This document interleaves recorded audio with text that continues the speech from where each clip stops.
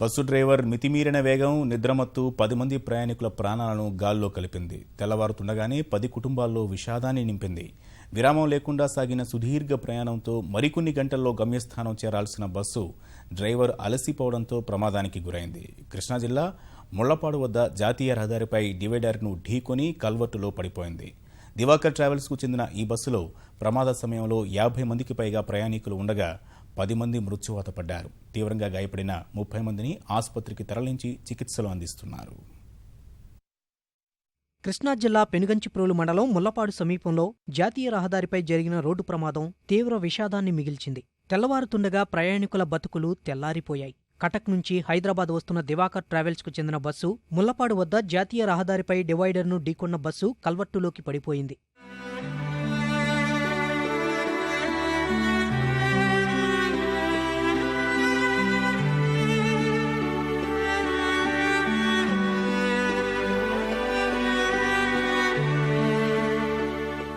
Bus ప్రమాదం గురించి తెలియగానే హుటాహుటీనా అక్కడికి చేరుకున్న ముళ్లపాడు గ్రామస్తులు గాయపడిన వారిని బయటకు తీసేందుకు యత్నించారు. బస్సు బురద నీటిలో పడిపోవడం, ముందు భాగం మొత్తం నుజ్జునుజ్జవడం వల్ల వారి ప్రయత్నాలు ఫలించలేదు. సమాచారం తెలుసుకుని అక్కడికి చేరుకున్న పోలీసులు క్రేన్లు, గ్యాస్ కట్టర్ల సాయంతో మృతదేహాలను వెలికితీశారు. గాయపడిన వారిని ముందుగా నందిగామ ప్రభుత్వాసుపత్రికి తరలించి ప్రథమ చికిత్స అందించారు. అనంతరం మెరుగైన చికిత్స కోసం విజయవాడ తరలించారు. మృతి చెందిన వారిలో అనంతపురం జిల్లా తాడిపత్రికి చెందిన బస్సు డ్రైవర్ ఆదినారాయణ రెడ్డి, శ్రీకాకుళం సంతబొమ్మాలికి చెందిన పంగా తులసమ్మ, విజయవాడకు చెందిన షేక్ పాషా, సూర్యాపేట జిల్లా పాండురంగాపురానికి చెందిన కృష్ణారెడ్డి, హైదరాబాద్కు చెందిన మధుసూదన్ రెడ్డి, కటక్కు చెందిన బల్వేందర్ సింగ్గా గుర్తించారు.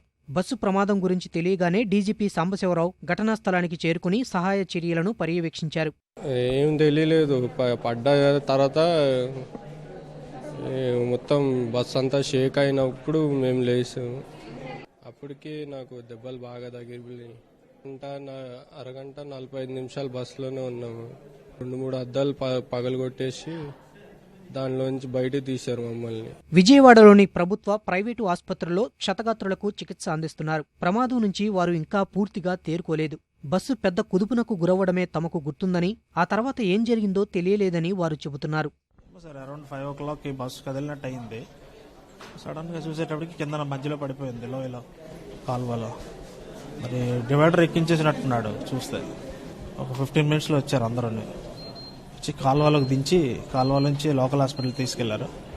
అయితే అక్కడి నుంచి మళ్ళీ మేము ఆంధ్ర హాస్పిటల్కి వచ్చేసాం. కుదిరినట్టు తెలిసింది, ఏమో రోడ్డు బాగాలేదు అనుకున్నాం. బట్ విత్ ఇన్ ఫ్లాష్ మూమెంట్లో కింద ఉంది బస్సు.